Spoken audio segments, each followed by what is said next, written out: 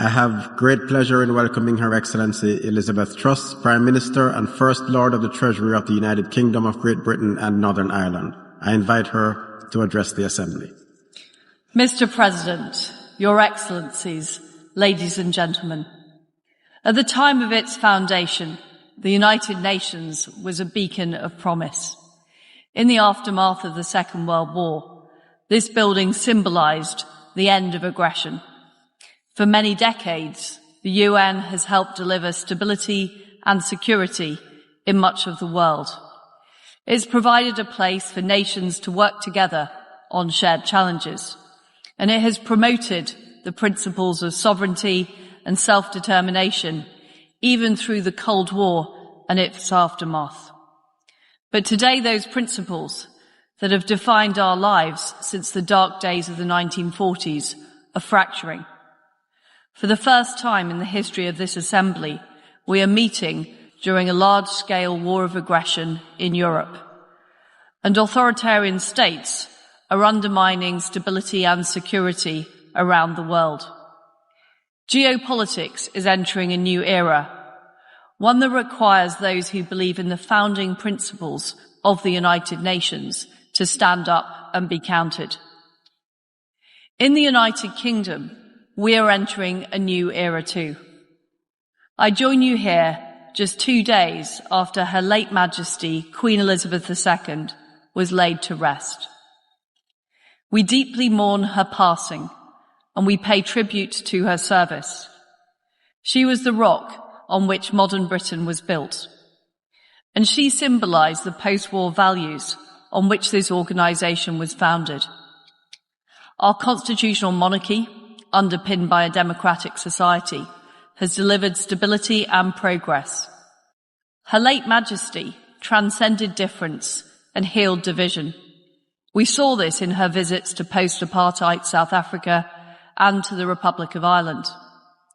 When she addressed this General Assembly 65 years ago, she warned that it was vital not only to have strong ideals, but also to have the political will to deliver on them. Now we must show that will. We must fight to defend those ideals, and we must deliver on them for all of our people.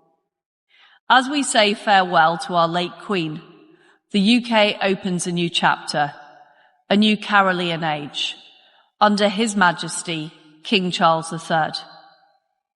We want this era to be one of hope and progress, one in which we defend the values of individual liberty, self-determination and equality before the law. One in which we ensure that freedom and democracy prevail for all people. And one in which we deliver on the commitments that Her late Majesty the Queen made here 65 years ago. This is about what we do in the United Kingdom and what we do as member states of the United Nations.